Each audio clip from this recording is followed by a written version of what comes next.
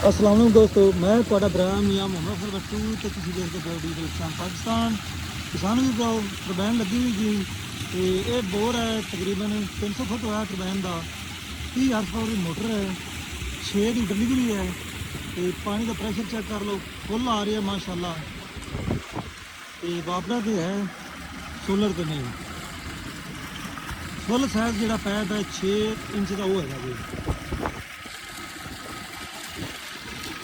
ਇਹ ਤਾਂ ਪਹਿਲੇ ਪਾਣੀ ਕੜਵਾ ਸੀ, ਲੇਕਿਨ ਜਦੋਂ 300 ਫੁੱਟ ਤੱਕ ਜ਼ਮੀਨ ਦੇ ਉੱਪਰ ਬੋਰ ਕਰਵਾਇਆ ਹੈ ਉਦੋਂ ਦਾ ਪਾਣੀ ਹੋ ਗਿਆ ਜੀ ਮਿੱਠਾ।